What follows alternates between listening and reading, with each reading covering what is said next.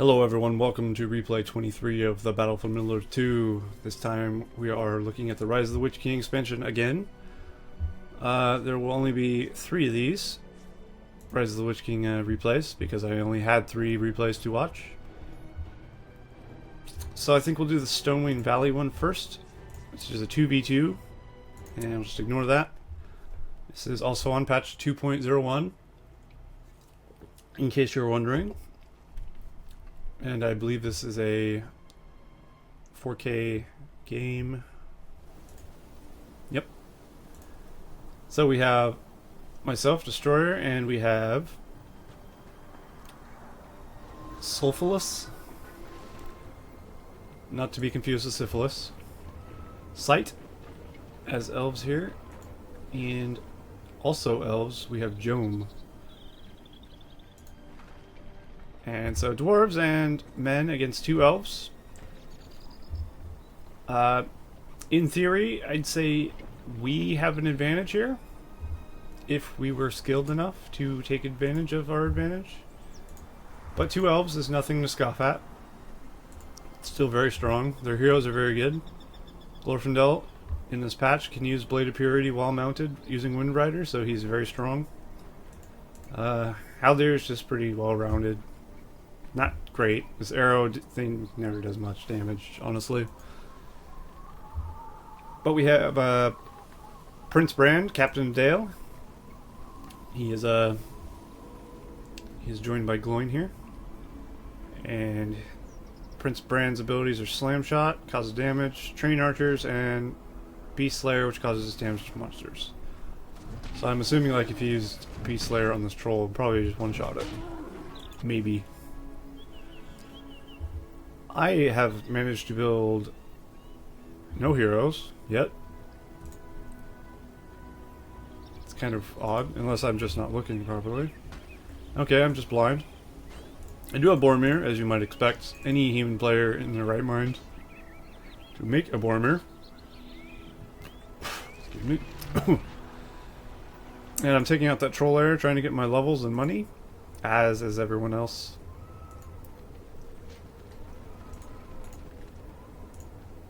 And these guys are going very quickly for Mirkwoods.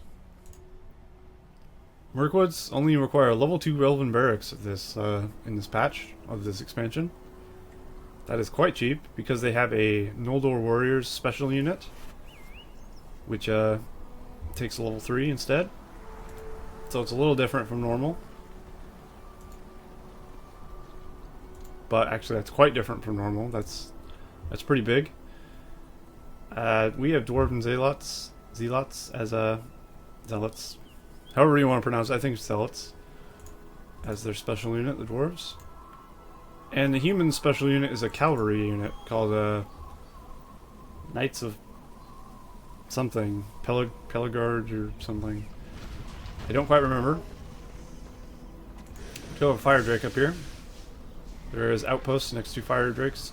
So if you can manage to kill the Fire Drake, you can get those outposts for extra resources, which is always advised.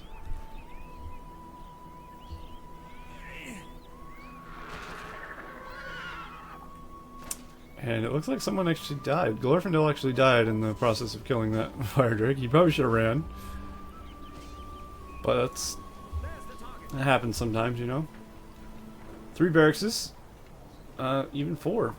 Unless that's his teammates. No, that is his teammates. So he has 3 for himself, and his partner is building down here as well. So they will be able to keep a forward army going better.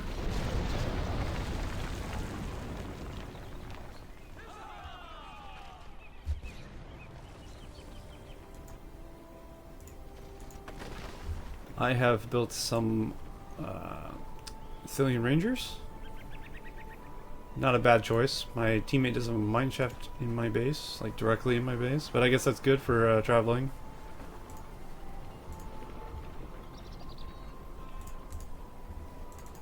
I remember this game a little bit. I remember we were both pretty noob, actually. So yeah. You'll see that. These 2 players are very much more skilled at playing Rise of the Witch King than my teammate and I in this game.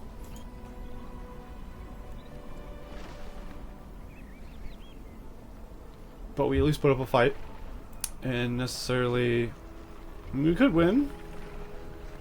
But I'm sure you could guess we're probably not going to. And that is...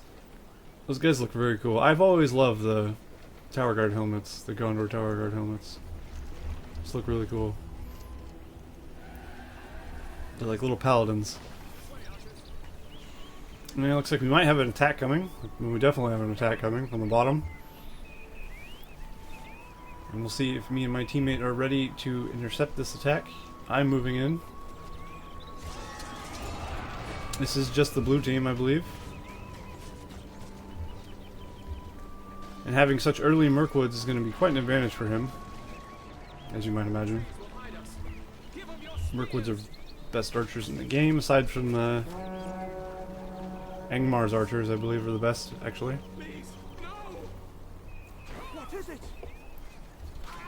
Which is a little strange. Bormir's Horn, very helpful for this. Freezing an army and able to pelt it with arrows. And hitting it with a slam. Excellent use of slam. When used properly, slam can do quite a bit of damage to a big cluster of units. And looks like simultaneously we have a little elven attack of some... I don't know why he's in bow mode. He would be doing much more damage if he wasn't. But we have a simultaneously attack on the top as well from those heroes. And it's Prince Brand's slam shot, if you saw there. Pretty good against armies. It's kind of like slam, but in a shot form. Strange how that works. It's probably that way on purpose, named. Glorfindel is going to do some damage here. But Glorfindel is not invincible. I think that's actually something that was added to him with his Wind Rider or whatever. He became invincible and he got tons of speed or something. But he wasn't able to use Blade of Purity later on. It's a change I can approve of because his super speed, super attack was kind of annoying. Especially when you're trying to defend your farms. He's very annoying for farm harassment, as you could imagine. And at the moment, they do have a little army in our base, and we don't have anything to stop them. I have a bunch of archers, but... I mean... not the best thing to stop a Glorfindel, really. And I find it odd that these guys don't shoot down this hill. They really should. Glorfindel isn't the tankiest hero, though, thankfully. But he does manage to kill quite a few archers in the process. For my slow tower guards and slow Boromir managed to get over here. So the elves taking advantage of a hit and run style of play, which is very good against the slow moving human army and dwarf army. They could run in, destroy some farms, run out with minimal casualties, minimal effort. Looks like I managed to corner some pikemen here. So they will be dispatched.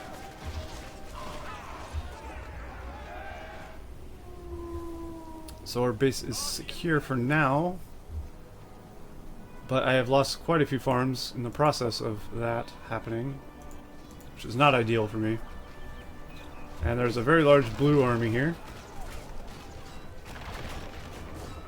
Mainly comprised of Mirkwoods and a couple pikes. But Mirkwoods and pikemen, when hit with a rallying call, very strong against my crappy troops.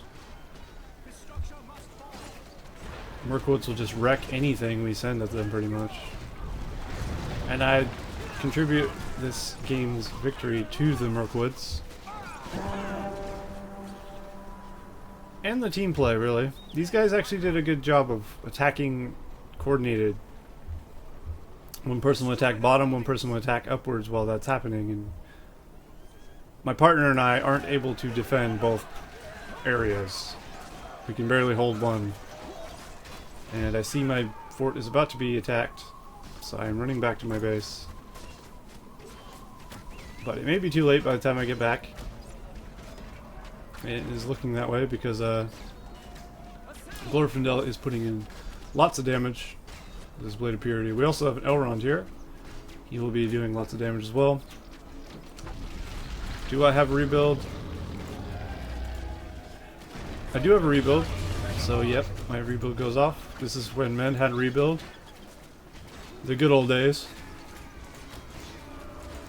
I kind of wish they still did have rebuild. But not the biggest thing in the world. And my teammate has rebuild as well, so there's a second one. So we will manage to save the fortress at least. But that is two rebuilds spent to save one fort. So if this happens again, or my teammate manages to get his fort attacked, we will not have any rebuilds. I do like the addition of an archer hero. I wish this was in a... Well, actually I don't. I was gonna say I wish this was in regular Battlefield Middle-earth 2, but... I mean, the 3 Dwarven heroes together are already bad enough. That I don't want to add a 4th hero. But a lot of the teams add heroes in the expansion. Except for the elves, I believe. I don't think the elves actually add any heroes. And the men possibly don't add any heroes either. Because they both had a lot of heroes to begin with. But the other teams either add heroes or have hero changes, like Mordor converts 2 regular Nazguls into 2 Fell Beasts, like into one thing. So they actually lose 2 heroes, I believe, but they gain the Orc hero, which is amazing. And I'm not sure what else.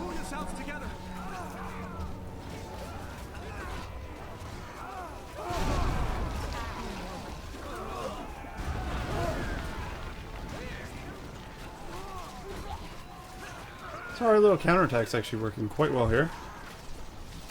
Managed to destroy their little base, chase off their builder, destroy their army.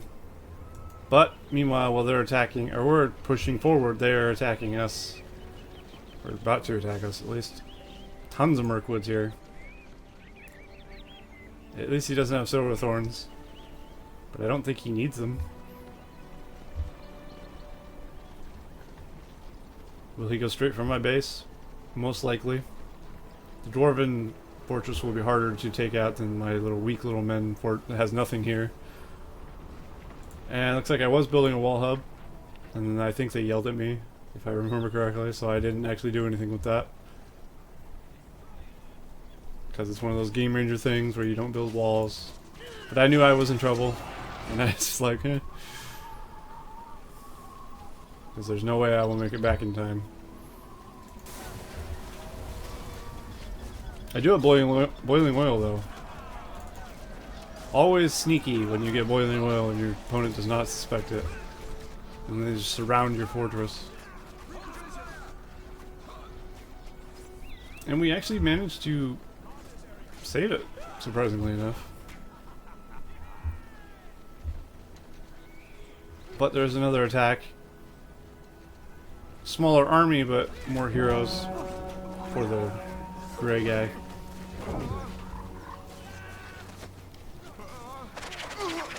There's arrow volley. Actually didn't do that much, surprisingly enough.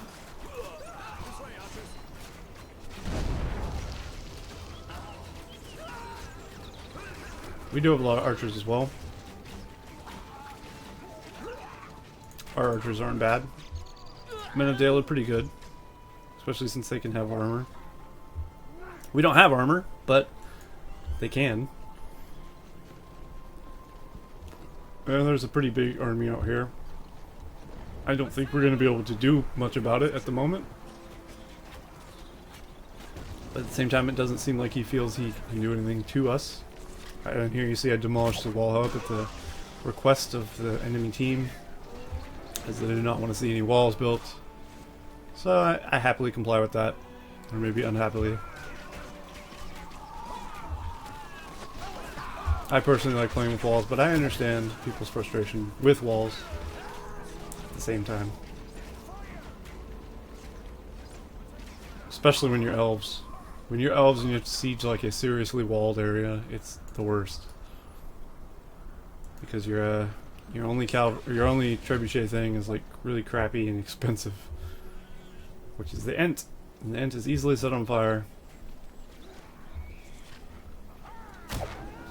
And it looks like he's actually hiding his Mirkwoods in the forest.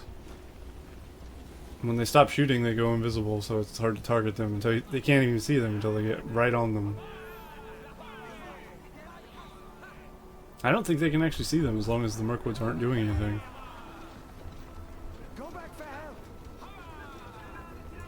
That's pretty sneaky. What he could have done, though, was use barrage while he has fire arrows, and it would have lit this area on fire. That would have been a good idea.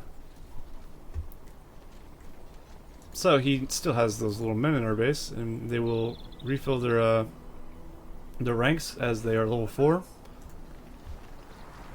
And he'll probably continue to harass farms with them.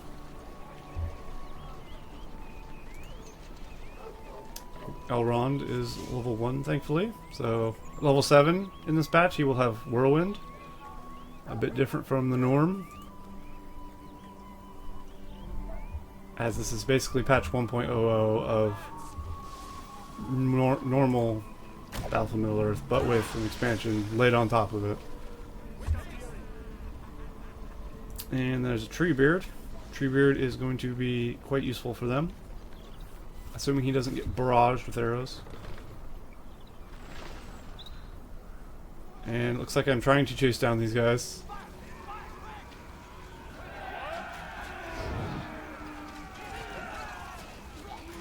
Looks like I managed to finally uncover them.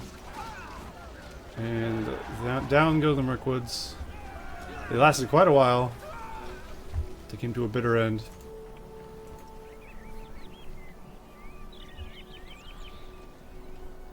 So the enemy base is looking pretty good. He's got a lot of barracks.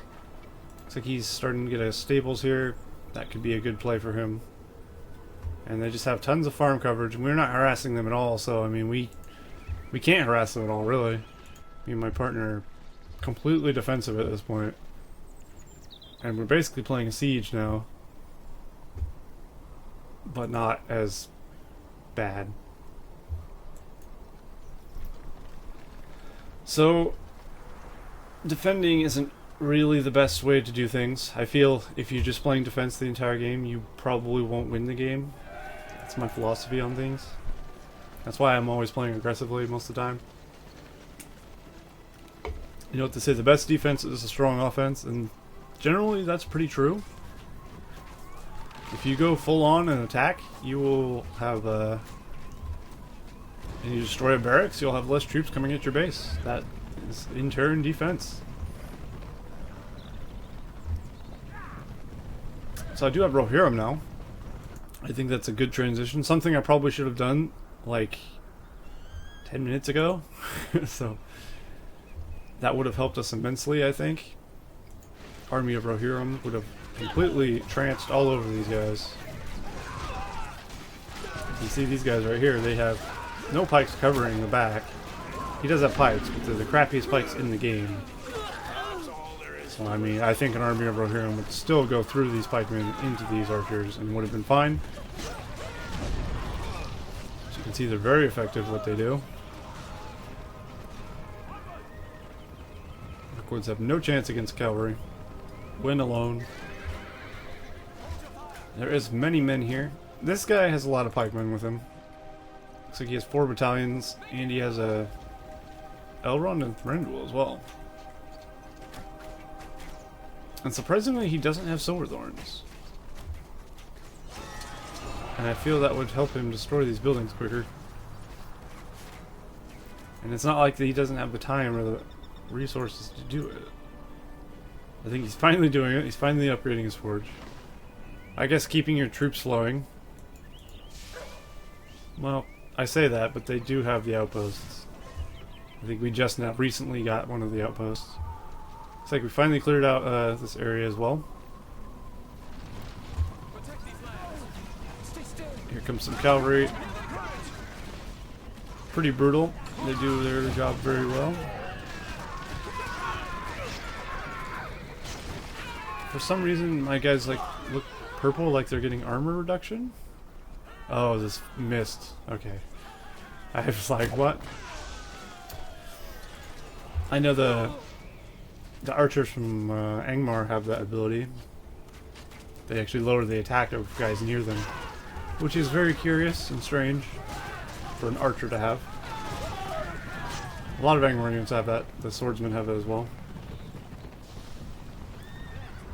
It's a Grey has some cavalry now. Some Ruined Lancers from Jome. He has quite a few archers as well. A nice cavalry rush would be really good here. Just right through his men, but probably won't happen. I don't even know where my stables is, to be perfectly honest. I may have already lost it even. Because I am not seeing it anywhere. I probably had it down here somewhere. So that was unfortunate. This guy is literally just camping our base. Like, we can't do anything to get him out of our base. Being in this kind of situation is pretty annoying. When you have an enemy that you can't defeat and you know it. I mean, it's level 5 Markwoods. Those are going to do beast damage to our guys. We're not going to be able to do much about it. All I'm managed to doing is scavenging armies of crappy troops because probably my money is so bad from my economy being in the crapper. Oh, there's my thing. Rohirrim or 650 in this, I'm not sure. If I was to get some Knights of Dol Amroth, I think I would have done quite well. These things are overpowered as far as I've seen. I believe it was with this teammate actually. We played 2 games against these guys. I only have a replay for one. Because the other game ended so quickly. The other team rushed us with some Knights of Dol Amroth and took out my fortress in seconds. And I was just like, what? He was in and out before I could do anything. It was insane. So the Knights of Dol Amroth are a little overpowered, I think. The managed damage they do to a fortress are pretty crazy. And they have Glorious Charge, basically, from Theoden and Leadership for horses. So they're pretty strong. And I believe they're the fastest unit in the game, besides Spiderlings, maybe. They're super fast. I think if you took away the super fast speed, they might be okay. They are super fast. So we do have 2 Ents here. 2 Ents is going to pose a big threat to this fortress. And one of them dies. I guess that was a summon one. Well, so was that one. I'm not sure where the other one died. Old age, possibly. Boredom. Who knows? But at this point, I'm kind of hoping they just finish me off. To be perfectly honest, this is a completely one-sided game.